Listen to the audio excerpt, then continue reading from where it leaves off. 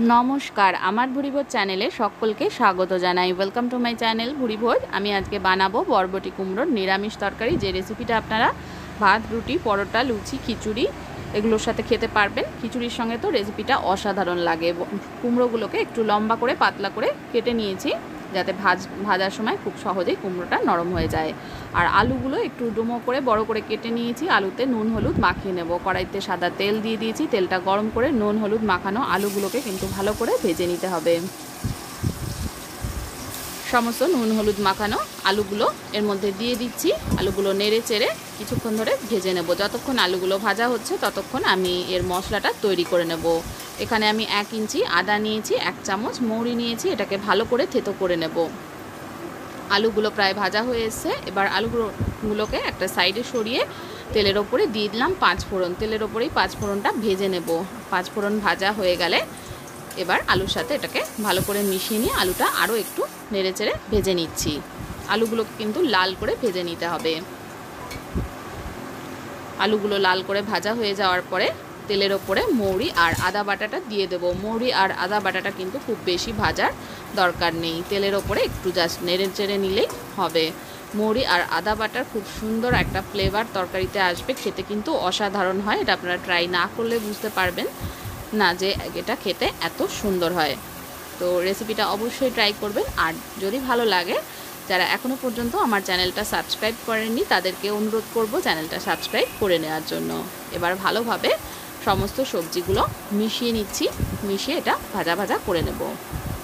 2 minute মতন প্রথমে ভাজা ভাজা করে নেব। তারপরে আমি এর মধ্যে নুন দেব। সমস্ত বরবটি আর কুমড়ো দিয়ে দিয়েছি। দিয়ে এটাকে তলার থেকে নেড়েচেড়ে ভেজে নিচ্ছি। বরবটিকে কিন্তু খুব বেশি ভাজবেন না। খুব বেশি ভাজলে এর কালারটা নষ্ট হয়ে যাবে।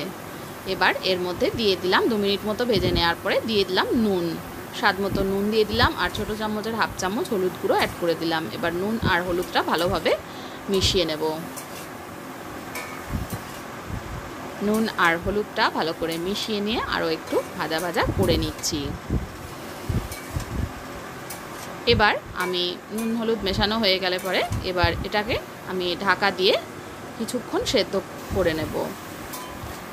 2 মিনিট মতন ঢাকা দিয়ে রেখেছিলাম। ঢাকা দেওয়ার সময় অবশ্যই ফ্লেমটা কিন্তু লোয়ে রাখবেন, নইলে তরকারিটা পুড়ে যাবে। যেহেতু তরকারিতে কোনো জল নেই আর বরবটি থেকে কিন্তু খুব বেশি জল বেরোয় না, সামান্য পরিমাণ জলই বেরোয় যেটায় বরবটিটা সেদ্ধ হয়। তাই অবশ্যই ফ্লেমটা লো করে ঢাকা দিতে হবে। আর ঢাকাটা মাঝে মাঝে খুলে এইভাবে নেড়েচেড়ে নিতে হবে।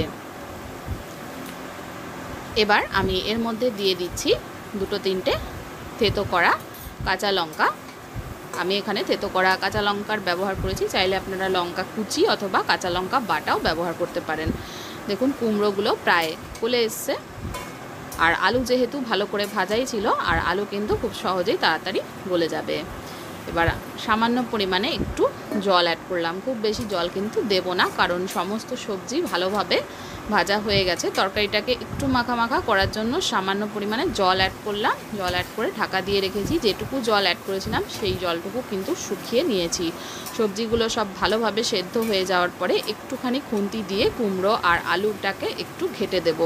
এতে করে এটা খেতে কিন্তু খুবই সুস্বাদু হবে আর তরকারিটা মাখা মাখাও হয়ে যাবে।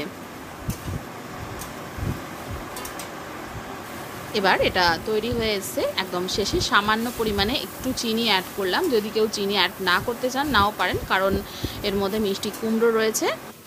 একদম শেষে চাইলে একটু ঘি অ্যাড করে দিতে পারেন। এটা একদম তৈরি হয়ে গেছে।